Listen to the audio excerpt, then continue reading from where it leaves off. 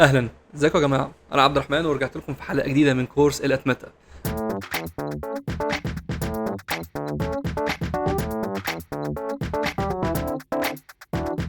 النهارده هنتكلم عن موضوع كل الناس بتسال عليه: ازاي تعمل فيديوهات فايرل وتنزلها على كل السوشيال ميديا اوتوماتيك، كل ده باستخدام الذكاء الصناعي.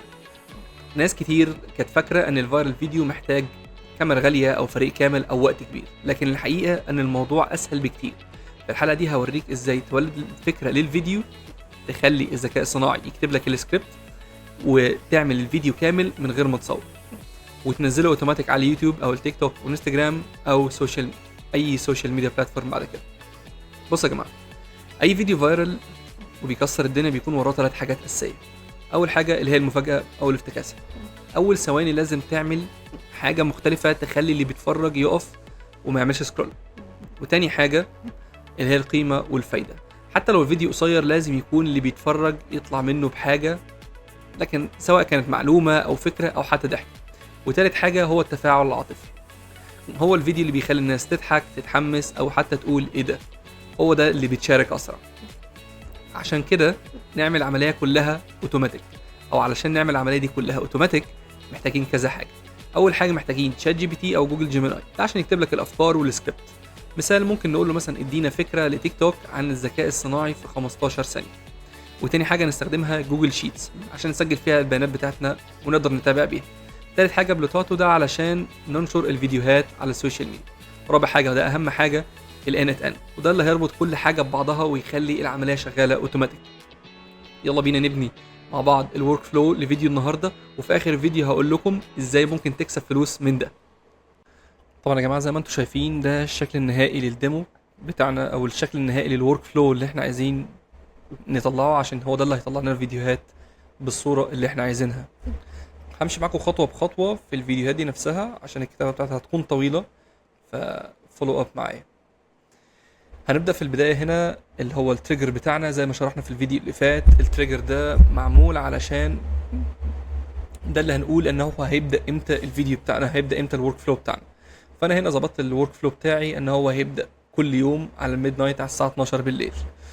طيب وبعد كده بعد ما بيشتغل هنروح على الاي اي ايجنت بتاعنا. لو احنا عايزين ناد اي اي ايجنت هنيجي هنا في الاي اي وهنلاقي اول واحد، او هنلاقي مكتوب اي اي ايجنت. حتى لو كتبنا اي اي ايجنت هيظهر لنا التول اول واحد.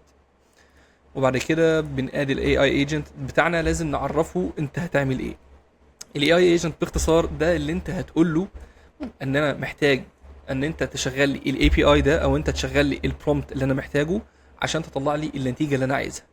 طيب النتيجه اللي انا عايزها هتكون ايه؟ انا محتاج كل ده في الاول في الاخر. محتاج فيديوهات، محتاج افكار، محتاج الانفايرمنت اللي هيتصور فيها، محتاج الستاتس بتاعتها، محتاج الكابشن والهاشتاجز بتاعتها. فانا هنا هكتب له ان انا محتاج البرومبت بتاعي زي ما أنا كنت شرحت قبل كده في السلسله بتاعت الاي اي، ان احنا عندنا حاجتين: حاجه اسمها اليوزر برومبت وحاجه اسمها السيستم برومبت. اليوزر برومبت او اليوزر مسج زي ما احنا شايفين هنا، دي المسج اللي احنا بنكتبها كيوزر، بنكتبها للاي اي اللي احنا عايزينه، احنا محتاجين ايه بالظبط. لكن السيستم مسج ده اللي احنا محتاجين ايه بالظبط بالتفصيل، ده اللي بيروح للمسج نفسه، ده اللي بيروح للاي اي نفسه. فانا هنا هقول له give me an idea about a panda with a yeti. a panda with a yeti او يتي لو انتم مش عارفينه. اليتي لو جيت عملت سيرش اونلاين هتلاقي اليتي اللي هو شخصيه القرد اللي هو بيقعد يتكلم كتير. وبعد كده نقول speaking to a camera ان هو بيتكلم مع الكاميرا and doing a vlog through a selfie stick. يعني نقول انه في عندنا عايزين شخصيتين، الباندا واليتي اللي هو القرد ده، قاعدين جنب بعض ماسكين سيلفي ستيك بيتكلموا مع الكاميرا. وبعد كده هقول له انا محتاج الريكويرمنت سبيسيفيك اوتبوت فورمات، وهقول لكم الاوتبوت فورمات هنا محتاجه ازاي. تاني حاجه هنا لو انت جيت بصيت هنا على الاي اي ايجنت هتلاقي ان هو بيجي لك فاضي، مش بيجي لك خالص اي حاجه تانية معاه. فانا لو جيت عملت اد اوبشن سيستم مسج هتلاقيه جاب لك سيستم مسج. طيب السيستم مسج بتاعتك دي مهمه جدا عشان دي اللي بتولد بيها الصوره بتاعتنا. فاحنا محتاجين، خلي بالكم ان احنا محتاجين في الورك فلو هنا ان احنا نطلع الايديا الاول، نعمل سيف للايديا في الورك شيت او في الجوجل شيتس زي ده. وبعد كده بناخد الايديا دي نطلع بيها صوره. الصوره دي هنطلعها باستخدام جوجل جيميناي اللي هو النانو بنانا. ده اخر حاجه لسه طالعه الفتره دي. وبعد كده بعد ما اخد الصوره انا اسف، بعد ما كده اخد الصوره، هاخد الصوره دي وابعتها برضو لجوجل جيميناي عشان يحرك لي الصوره دي، يخليها لي فيديو بالصوت والصوره كاملين. وبعد كده هاخد الاوتبوت بتاعي هبعته، هاخد تاني اللينك بتاعه هسيبه في جوجل شيتس عشان اقدر اخد الداتا اللي انا عايزها. وبعد كده هعمل لها ببلش عن طريق بلوتاتو، اقدر اعمل لها ببلش على الانستجرام، تيك توك، السوشيال ميديا كلها اللي مفتوحه زي الفيسبوك واي حاجه تانية، واليوتيوب برضو. لو جينا هنا بصينا على الجوجل شيتس اللي احنا محتاجينه، هنشوف ان احنا هنا محتاجين من الاي اي اللي احنا بنعمله، احنا محتاجين ايديا، محتاجين كابشن، ومحتاجين انفايرمنت برومبت، المكان اللي هم هيصوروا فيه، والفاينل اوتبوت بتاعنا اللي هو هيكون عباره عن لينك. وتاني حاجه والحاجه الاخيره التايتل. وبعد كده اخر حاجه الستاتس بتاعتنا، هل هو هيكون published ولا مش published. نرجع تاني للورك فلو بتاعنا. وبعد ما هنا احنا لسه في اول ستيب، لسه بنكريت الاي اي ايجنت بتاعنا. لو جينا هنا بصينا، احنا شرحنا خلاص البرومبت بتاعنا، وهنقول ان احنا محتاجين require specific output، وهقول لكم الاوتبوت اللي احنا محتاجينه عامل ازاي. نيجي نفتح بعد كده ده الاكسبريشن، ده السيستم برومبت اللي احنا محتاجين نبعته مع الكول بتاعتنا. وده الديبندس، وده بيختلف من شخص لشخص على حسب الكيس اللي انت عايزها هتبعت معاها ده. انا هنا بقول له انا عايزك ترجع لي ايديا واحده بس، وهترجعها لي بشكل معين، والديسكريبشن بتاعها انا عايزها تكون حاجه فايرال، وعايزك تطلع لي الكلام ده كله اكزاكتلي بالظبط 12 هاشتاج ان اوردر. وعايزك كل الهاشتاجز عايزك تطلعهم لي كلهم في لور كيس. الانفايرمنت كلها انك تطلع لي برومبت بتاعنا لازم تكون تحت 20 كلمه. وعايزك الديسكريبشن بتاعك يكون مثلا المكان ده هيكون حاصل على روف توب، على جنجل تريل، على سيتي، على فروزن ليك، المكان اللي انت عايزه. طبعا الحاجات دي كلها تقدر تكتبها بكل لغه اللي انت عايزها. وانا عايزك هنا تكمل لي بقيه الحاجات، مثلا الكاركتر بتاعتنا، مثلا المين الناس دي هتكون فارمر، يا اما كوك، يا اما ريسكيو تيم، يا اما انيمال. والستايل عايزك تعمله لي سينماتيك، عايزك تعمل لي ماكرو كلوز اب كل الحاجات دي كلها اللي احنا طالبينها في الفيديو اللي هيطلع لنا في الاخر. والاوتبوت فورمات اللي انا عايزك تطلع لي الاوتبوت بتاعي يكون في الشكل ده. عايزك تطلع لي كابشن، عايزك تطلع لي ايديا، عايزك تطلع لي انفايرمنت، عايزك تطلع لي ستاتس، عايزك تطلع لي تايتل. لو تركزوا في الاوتبوت ده هو نفس الحاجات اللي انا هحتاجها هنا في الجوجل شيتس بتاعي. نرجع تاني، لو احنا عملنا رن للكلام ده كله مش هيشتغل غير لازم ناد الشات موديل. لو انت هنا جيت بصيت في الاي اي ايجنت هتلاقي ان هو هنا محتاج شات موديل، ولو انا عملت له سبيسيفيك ريكواير هيزود لي حاجه اسمها الاوتبوت بارسر والتول والميموري. لكن احنا اللي هنحتاجه في الفيديو بتاع النهارده هنحتاج الشات موديل، التول، والاوتبوت بارسر. طيب لو انا جيت هنا فتحت شات بوت موديل، لو انا جيت اخترت في الكريدنشالز تو كونكت هختار ان انا عايز الاوبن اي اي اللي هو الشات بوت، وهختار الموديل اللي انا محتاجه اللي هو ال 4.1. ده هيكون ارخص حاجه بالنسبه لي. ولو جيت رحت تاني للاي اي موديل وجيت اخترت تول، هيختار thinking description tool. لو انا جيت هنا اخترت ده، لو دوست هيجيب لي هنا وانا كتبت thinking tool هيجيبها لي على طول بالديسكريبشن جاهز. انا مش محتاج اغير حاجه في الديسكريبشن ده، انا محتاجه هو زي ما هو كده. نرجع تاني للاي اي ايجنت، بعد كده الاوتبوت بارسر بتاعنا او البارسر بتاعنا. انا هقول له لو انا جيت هنا محتاج الديفولت بتاعه اخترته، اختار structured output parser، هو هيدوني اصلا بريدي موديل generated from JSON example. انا الاوتبوت بارسر ده محتاجه من الاخر علشان اقدر اقول له انا عايز الاوتبوت بتاعي يكون بالشكل ده. فانا جيت هنا لو فتحت البارسر بتاعي انا هقدر اقول له انا عايزك تديني ليست، الليسته دي عباره عن تديني كابشن، الكابشن ده وات ايفر ايا كان اللي مكتوب فيه ده الكلام ده كله هبل. وبعد كده تديني ايديا بالشكل الفلاني، وتديني انفايرمنت بالشكل الفلاني، وتديني ستاتس بالشكل ده، وتديني تايتل بالشكل ده. وبعد كده لو جيت عملت رن للكلام ده كله هيطلع لي اوتبوت اللي انا محتاجها. طيب الاوتبوت اللي انا محتاجها دي كلها محتاج اوديها في مكان، المكان ده اللي هو الجوجل شيتس اللي انا عملت له كرييشن عشان اقدر اسيف فيه الداتا بتاعتي. بنختار هنا جوجل شيتس ابند رو.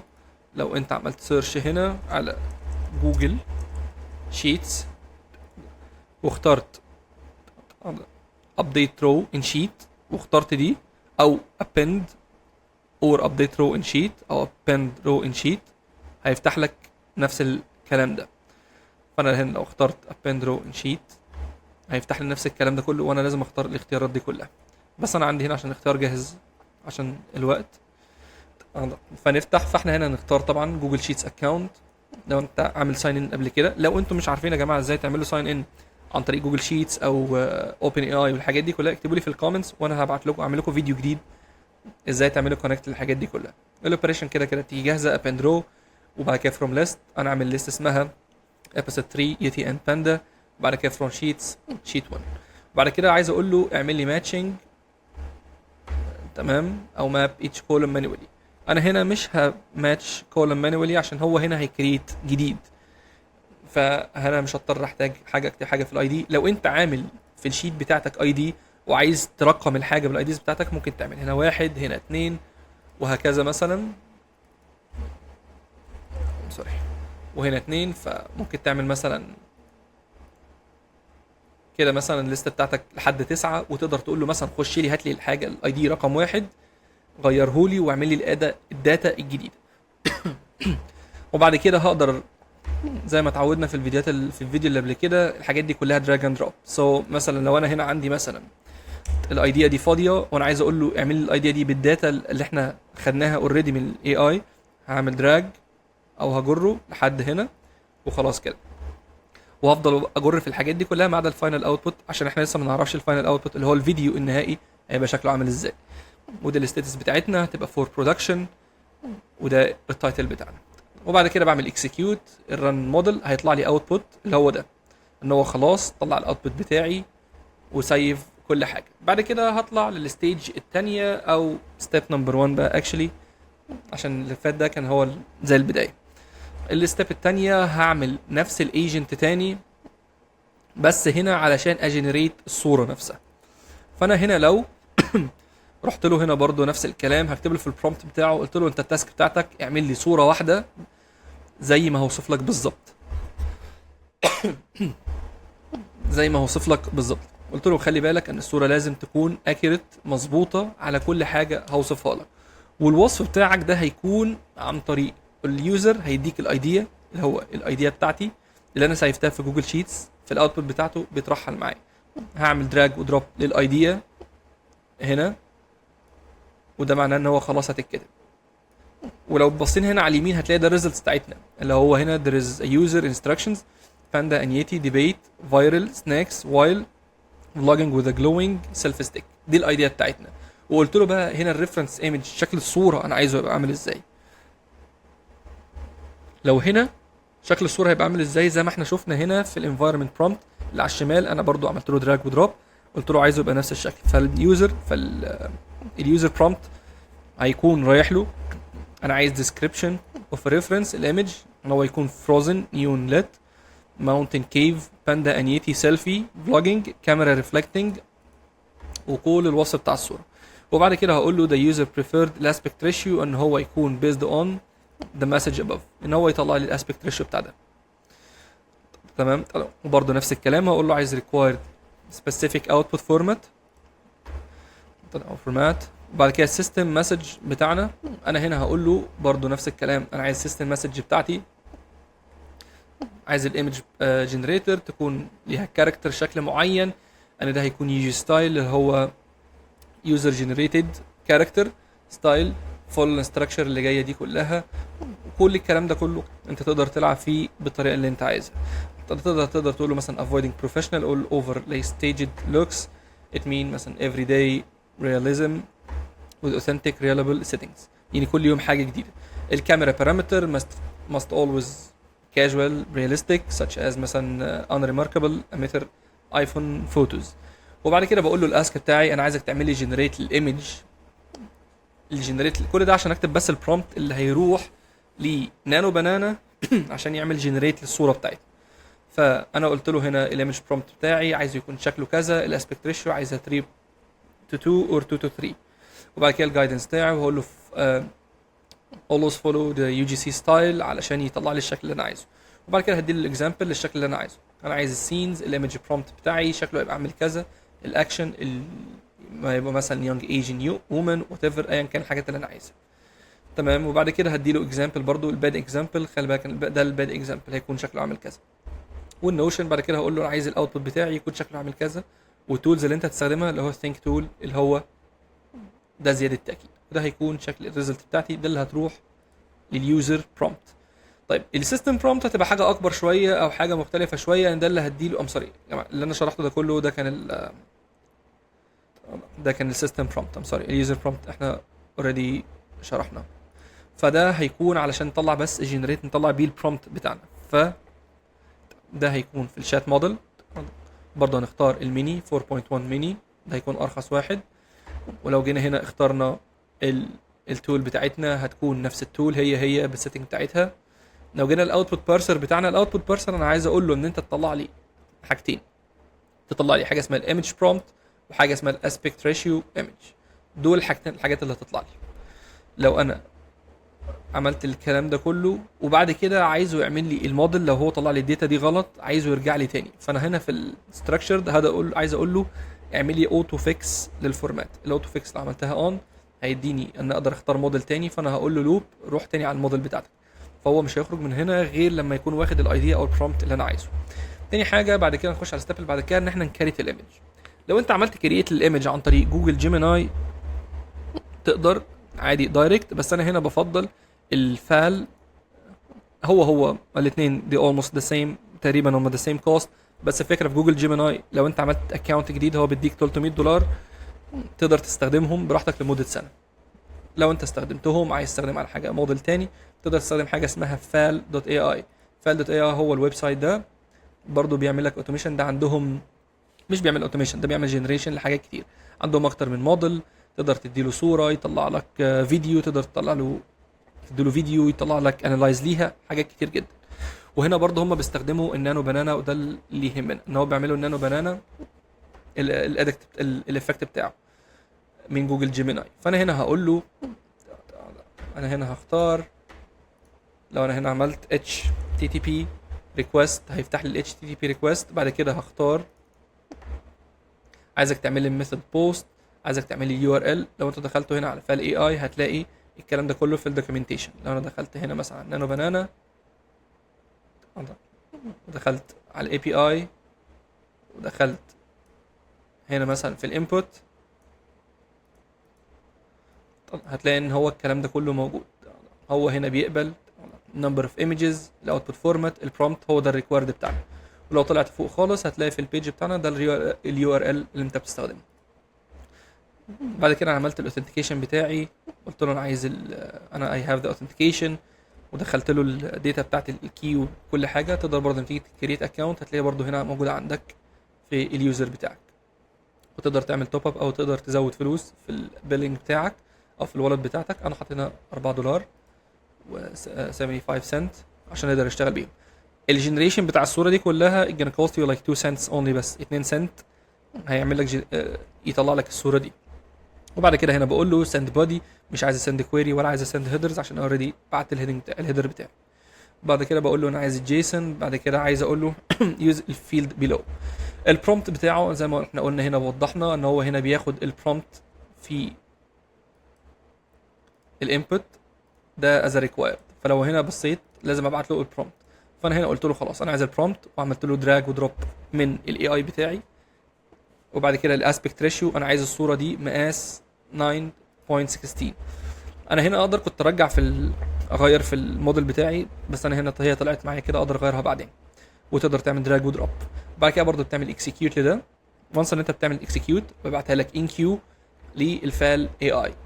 لما بتروح هناك هو بيرجع لك الريكوست اي دي وريكوست وريسبونس يو ار ال. الريسبونس يو ار ال ده اللي انت لما بتيجي بتخش على الستيب اللي بعدها.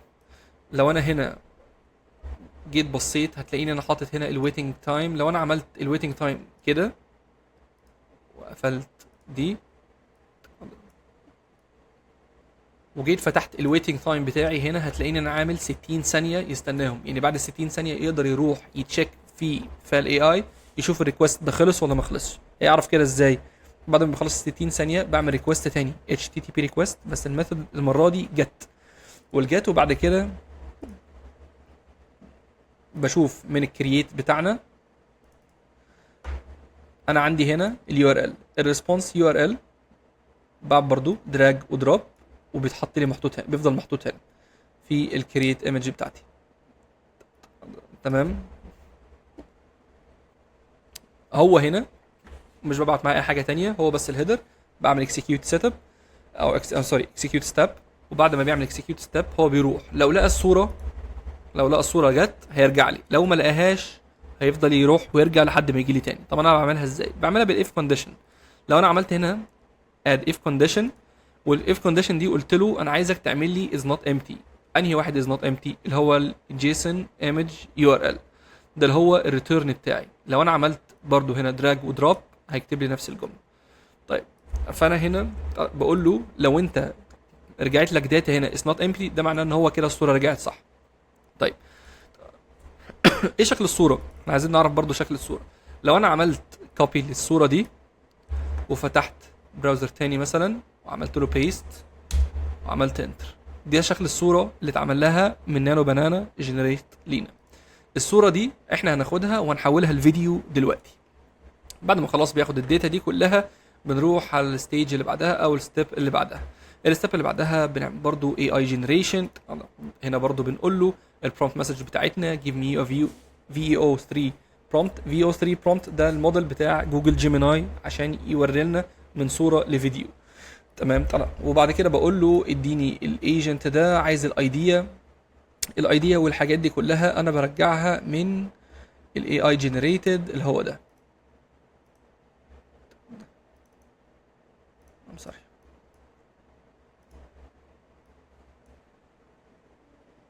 الروبو بتاعنا ده الاي اي جنريتد بتاعتنا، بقول له برضو نفس الكلام. انا عايز سوري يا جماعه مش ده، انا عايز الايديا بتاعتي من اول واحد خالص. انا عايز اقول له الصوره اللي هتجيلك دلوقتي حط لي الايديا بتاعتها اللي هو باندا اند ييتي ده، وبعد كده حط لي الانفايرمنت بتاعته اللي هو ده. وبعد كده برضو ده بخلص البرومبت بتاع اليوزر. بعد كده بعمل سيستم برومبت تاني برضو حاجه كبيره، بشرح له هنا ساعتها بقى شكل السين اللي انا عايزه عامل ازاي وكل الداتا والحاجات دي كلها. و don't name the character و don't include more than one character في الفيديو نفسه ان هم يتكلموا. وبعد كده برضو بختار الشات موديل بتاعنا 4.0. وبعد كده بروح على الاستراكشر بتاعتنا، هقول له انا عايز الاوتبوت بتاعي يكون، عايزك تطلع لي فيديو برومبت، عايزك تطلع لي اسبكت ريشيو اللي هيكون السايز بتاعها 9.16، ده السايز بتاع التليفونات، وعايزك تختار لي الموديل V3 فاست. طيب انا ايه الفرق بين الفي 3 فاست والفي 3 العادي؟ الفي 3 العادي التكلفه بتاعته $6 على الفيديو الواحد، اما الفي 3 فاست التكلفه بتاعته 40 سنت على الفيديو الواحد. فده طبعا هيوفر لك كتير جدا جدا، زائد الكواليتي طبعا مختلفه بس مش بالشكل اللي هو 180 درجه، اللي هو 180 درجه زي ما انت متوقع، لا حاجه تانية خالص حاجه اقل شويه يعني. وبعد كده باخد الجنريشن ده بروح على التول التانية اللي اسمها kai.ai. kai.ai دي تول اقدر برضو هي عامله زي الفال.ai بالظبط، اقدر استخدم من عن طريقها كل المودلز بتاعتنا. طب انا ليه اخترت كاي ليه ما اخترتش فال.ai؟ التكلفه بتاعت فال دي في 3 جوه فال اي اي هتكون التكلفه بتاعتي $6، اكني بالظبط عاملها على جوجل جيميناي. لكن لو جيت هنا عند كاي اقدر استخدم نفس الموديل بس اقدر اطلع الفيو فاست اطلعه ب 40 سنت بس، فطبعا دي تكلفه كبيره جدا اقل يعني. برضو بدخل نفس الكلام جينيريك كريدنشال تايب، بخش بعد كده بقول له بختار عايز الهيدر اوثنتيكيشن، وبعد كده طبعا بختار من الكريدنشالز اللي عندي اقول له هات لي الكاي دوت اي اي، وبرضه ببعت له سند بودي جيسون اليوزنج الفيلد بلو، وبعد كده بقول له البرومبت بتاعك. لو هنا برضه خلنا بصينا في الاي بي اي 3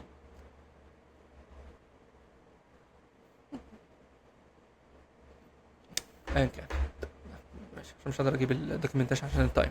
لو دخلت هيقول ان هو محتاج البرومبت ومحتاج هو عايز يشتغل بانهي موديل وعايز انهي اسبكت ريشيو اطلعها له، وعايز ايه الايمج يو ار ال. والايمج يو ار ال ده هنا مهم جدا عشان هو ده اللي هبعت له الصوره اللي انا عملت لها جنريت قبل كده اللي هي دي، هبعتها له مع الموديل بتاعي بحيث اقول له طلع لي الصوره دي اعمل لي فيها البرومبت اللي انا محتاجه.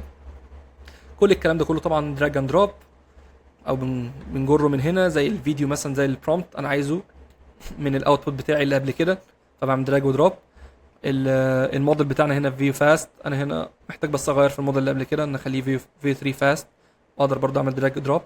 هنا الاسبكت ريشيو عشان اتلخبطت في الكتابه فكتبت 16 to 9، انا عايزها 9 to 16. 16 to 9 ده اللي هو زي مثلا البيج بتاعت اليوتيوب والحاجات دي كلها، ده 16.9 اللي هي الشاشه الكبيره، لكن شاشه التليفون بتبقى 9 to 16. وبعد كده الايمج يو ار ال، الايمج اللي انا محتاجها لو رجعت ب البرومبت اللي قبل كده بالاتش تي تي بي ريكوست بتاعي، هتلاقيه ان انا كنت اقدر ادراج ودروب برضو اليو ار ال ده واحطه هنا، ده يبقى دي الفاليو بتاعتنا بتاعت الصوره اللي احنا عايزينها. وبعد كده برضو هعمل اكسكيوت سيت اب او اكسكيوت ستيب، وده هيطلع لي، هيقول لي برضو الكود 200، ده معناه ان هو سكسس خلاص، ومسج سكسس، وهيديني تاسك اي دي. التاسك اي دي ده انا هحتاجه عشان اقدر اجيب بيه الفيديو اللي انا عملته.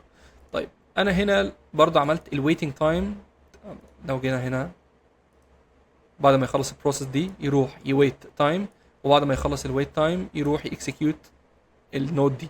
طب الويتنج تايم هنا قد ايه؟ انا هنا قلت له 5 دقايق، وطبعا المفروض احطه اكتر شويه. ليه؟ علشان الفيديوهات ساعات بتاخد وقت اطول من الصور ما بتاخدش وقت طويل، دقيقه حلو جدا جدا عليها. لكن هنا مضطر اقول له 5 دقايق، دي اقل حاجه، ممكن اطلع لفوق شويه كمان على حسب اللينث او المده بتاعت الفيديو نفسه. وبعد كده هروح اعمل ران تاني للكاي هنا برضو، واقول له ادي الكريدنشالز بتاعتي. بعد كده هقول له هنا عايز التاسك اي دي بتاعي. التاسك اي دي بتاعي هنا ده اللي هو راجع من هنا، فانا برضو هعمل دراج ودروب وهو هياخد الداتا بتاعتي. بعد كده هعمل اكسكيوت. وانس ان انا عملت اكسكيوت هيرجع لي الداتا دي. الداتا دي عباره عن الكود بتاعي 200، ده معناها سكسس، وهو هنا قايل لك سكسس، وبعد كده مديك الداتا دي كلها كل البارامتر ده. لكن اللي يهمني في الكلام ده كله هي حاجه واحده بس، الريزلت يو ار ال. الريزلت يو ار ال لو انا فتحت ده كده عملت له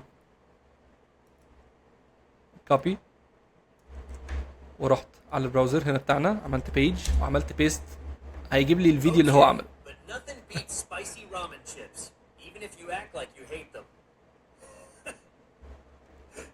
ده الفيديو يا جماعه اللي احنا عملناه. طبعا هيطلع 8 ثواني علشان جوجل نانو بنانا، سوري، عشان جوجل جيميناي في 3 بيطلع الفيديوهات دلوقتي 8 ثواني. بعد كده يقدر يطلع اكتر، واقدر اعمل لكم بعد كده فيديو ازاي تطلعوا اكتر من فيديو ورا بعض اكنهم متصورين مره واحده. وبعد كده خلاص اخدت الداتا دي كلها، هطلع على جوجل شيتس التاني بتاعي عشان اعمل سيف للفاينل اوتبوت بتاعي. الفاينل اوتبوت بتاعي اللي هو اللينك بتاع الفيديو. فانا لو جيت فتحت هنا عملت برضو ابديت رو، او عملت سيرش على جوجل شيتس، هتلاقي هنا ابديت رو ان شيت. ولو جيت فتحت ابديت رو ان شيت برضو الكريدنشالز بتاعتنا والشيت، وتقول له اسم الفايل اللي انت عايزه واسم انهي شيت بالظبط انت محتاجه. وبعد كده هقول له مابينج عشان عايز اقول له الفيديو اللي احنا لسه مطلعينه ده بتاع الداتا دي. فانا بعد كده هعمل حاجه اسمها ماتشنج او التوافق بتاعه، اللي هو هقول له الايديا دي، الفكره اللي احنا لسه مطلعينها دي، ده الفيديو بتاعها. طيب اجيب الكلام ده ازاي؟ هقول له هنا ماتش او ماتش ماب ايتش كولوم مانوالي، هقول له هات لي الايديا دي. لو انا اخترت ايديا هنا، لو انا نزلت تحت هنا في الداتا بتاعتنا اللي احنا كنا عملناها وعملنا جنريت ليها زي دي مثلا، هتلاقي الايديا. فانا لو عملت دراج ودروب وحطيت هنا ايديا تمام هيلقط معاه. بعد كده بعد ما يعمل ماتشنج لده هقول له الفاينل اوتبوت بدل ما هو كان فاضي، لا، في الداتا الاخيره بتاعتنا في ريزلت يو ار ال في ال HTTP ريكوست بتاع الكاي اي اي، هعمل دراج ودروب واحطه هنا. وبعد كده هعمل برضو اكسكيوت للستep دي، ده معناه ان هو هيسيف ده في الداتا بتاعتنا احنا في الفايل بتاعنا. فلما نيجي نروح عند الفايل عشان ما عملتهاش اكسكيوت فعشان كده ما تسيفتش، هيسيف هنا في الفاينل اوتبوت بتاعنا اليو ار ال بتاعنا. لو انا عملت له رن كده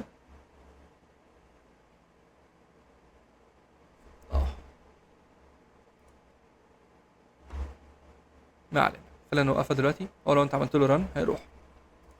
لو كانت جت ماي فيديو، انا عايز اقول له هات لي الفيديو الاخير اللي انت عملت له سيف، عايز اخد الداتا بتاعته بس، مش عايز اخد اي حاجه تانية، عايز اجمع الداتا كلها بالاوتبوت بتاعي بكل حاجه. فانا هنا برضو نفس الكلام، اعمل له جيت رو.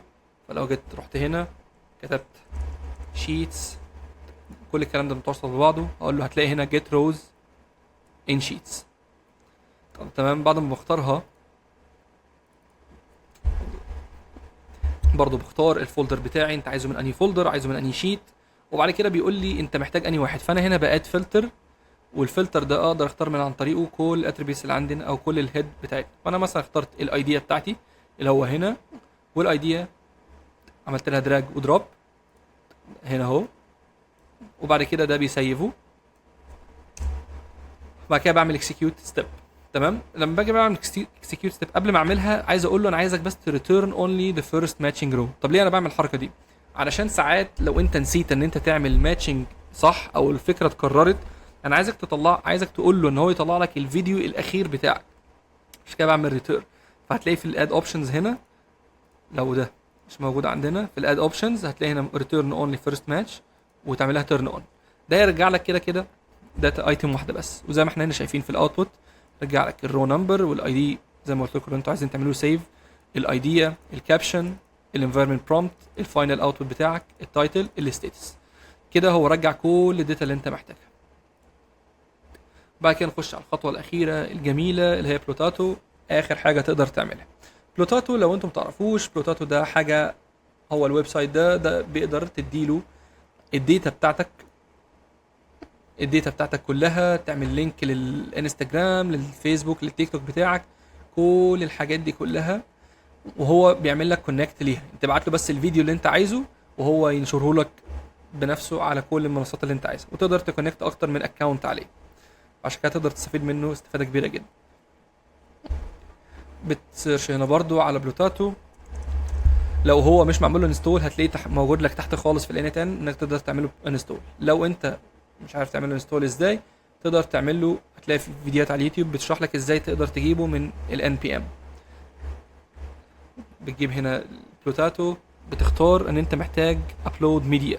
اول حاجه محتاج ابلود ميديا عشان تعمله سيف على الويب سايت نفسه بلوتاتو نفسه. فده بتعمله ازاي؟ بتعمل الداتا، بتختار الاوبريشن، وتختار طبعا البلوتاتو اكونت، الكريدنشالز بتاعتك، والميديا يو ار ال هو كل اللي هتحتاجه زي اللي هو الفاينل اوتبوت. بتاخده دراج ودروب، بتحطه هنا كده وخلاص، وهو بياخد الفيديو بيتعمل له اكسكيوت وخلاص على كده. هو بيرجع لك بالفيديو بالداتابيز بتاعتنا، الداتابيز اللي هو بتاع بلوتاتو، ان هو خلاص الفيديو ده اتسيف عنده هو عشان يقدر يسند على طول على الاكونتس التانيه بطريقه اسرع. فهو رجع لك اليو ار ال. وبعد كده بتعمل انستجرام بتاعك، الانستنت بتاعتك، بتختار تقول له بلوتاتو اكونت، الريسورس بتاعك انت عايز بوست ولا انت عايز ميديا ولا عايز ايه بالظبط. احنا بنحتاج بوست. الاوبريشن بتاعتنا كرييت، ان انت بتعمل بوست. البلاتفورم عندك كذا بلاتفورم، هنختار الفيسبوك. بعد كده بنختار من الليست بتاعنا لما انت عملت ساين اب للاكونت بتاعك هنا كله بيتسيف، فتقدر تشوفه هنا في الليست. فبتختار انستجرام وبتختار اني بيج انت عايزها. طيب التكست هنا اللي هو الكابشن بتاعك، تقدر تشوف هنا في الجيت فيديو بدراج ودروب وتحط الكابشن بتاعك هنا. الميديا يو ار ال بتجيبها من بلوتاتو نفسه اللي هو الاخيره، بتعمل دراج ودروب وتحطها هنا. وبعد كده هنا بقى عندك بقى اوبشنز تانية، عندك ريل ولا عايزه ستوري فبتنزله على ريل، وهتلاقي عندك كذا اوبشن هنا تاني زي مثلا سكيدول تايم. وبعد كده بتعمل اكسكيوت ستيب، وكده خلاص يا معلم انت خلصت الفيديو بتاعك بقى على السوشيال ميديا. التيك توك نفس الكلام، بس التيك توك هنا زياده انا بيبقى عنده اوبشنز اكتر شويه، انه نفس الدراج ودروب وكل حاجه، بس انت هنا تقدر تحتاج مثلا public to everyone ولا mutual friend ولا follower of creator. وبعد كده بقى عندك بقيه الحاجات، مثلا لو انت عايز تقول له is AI generated ولا لا. والاوبشنز تقدر برضه تعمل سكيدول للتايم. انت عايز مش بالضروره ان انت تران ده في نفس الساعه 12 بالليل، انت ممكن تران البروسيس كلها مثلا الساعه 12 بالليل، الفلو كله الساعه 12 بالليل، بس انت عايز الفيديو بتاعك يظهر الساعه 4 الفجر. فهو الاكسكيوت ده هيطلع، فده هيطلع على طول مع ده. تقدر تعمل مثلا سكيدول للبوست بتاعك الساعه 4 الفجر وهكذا، واكسكيوت ستيب وخلاص. يبقى انت كده عملت يا معلم الشير لكل حاجه. لو جيت اخر ستيب خالص، بنعمل ابديت للرو بتاعنا.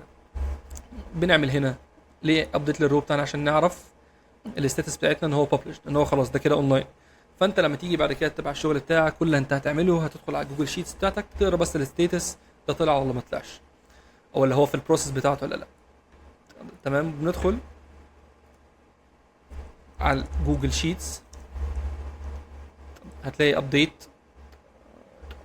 ابديت رو ان شيت. كل الكلام ده كله ستيبس مع بعضها. طبعا بعد كده بتدخل جوجل شيتس، وذن برضه نفس الكلام، نفس الاختيار بتاعك. وبعد كده برضه بتابديت عن طريق الرو ده بتجيبه من فين؟ عن طريق اخر داتا هنا، الرو نمبر هو بيرجع لك، بتدراج ودروب ترمي الرو نمبر هنا وخلاص على كده. وبعد كده بتقول له الستاتس دي تكتبها بايدك مانيوال ببلشد، تمام. وبعد كده بتعمل اكسكيوت ستيب، وبكده انت خلصت الورك فلو بتاعك كله. زي ما قلت لكم لو انتم محتاجينه هتلاقوه في الديسكربشن تحت، ولو محتاجين اي حاجه اكتبوا لي في الكومنتس، لو محتاجين اي حاجه بالبرومبتس والحاجات دي كلها اكتبوا لي في الكومنتس وانا هبعتها لكم بس. وبعد كده لما نيجي نشغل الكلام ده كله بنعمل سيف وبنعمل اناكتيف، بنعمله اكتيف، ده كده معناه ان هو خلاص الايرورز دي كلها علشان احنا عاملينه بن. عشان اعمل له ان سيلكت اول بدوس حرف البي وخلاص كده بعمل سيف، وهو كده شغال كل يوم معايا. اشوفكم على بقية الفيديو، سلام.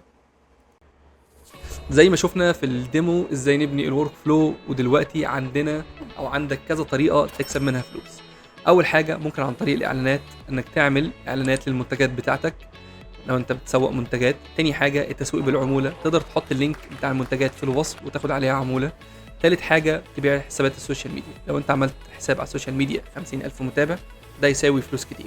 يعني هتكون بنيت مكنه محتوى شغاله 24 ساعه في السبع ايام من غير مجهود اضافي. الفكره ان الاتمته مش بس بتوفر لك وقتك، لا دي بتفتح ابواب فلوس جديده. واحنا مع بعض في الكورس ده هنتعلم ازاي نستخدم ال NetN والاي اي عشان نخلي حياتنا اسهل وشغلنا اذكى. وده كان موضوعنا النهارده عن ازاي تعمل فيديوهات فايرل باستخدام الاتمته والذكاء الصناعي. شفنا ايه اللي بيخلي الفيديو ينجح، وازاي الادوات دي بتخلي العمليه كلها ماشيه لوحدها. لو عايز تاخد نسخه من الورك فلو عشان تستخدمها ككوبي اند بيست هتلاقيها تحت في الديسكربشن، وسيبوا لي في الكومنتات تحبوا الحلقه الجايه نعملها عن ايه. اشوفكم على خير، سلام.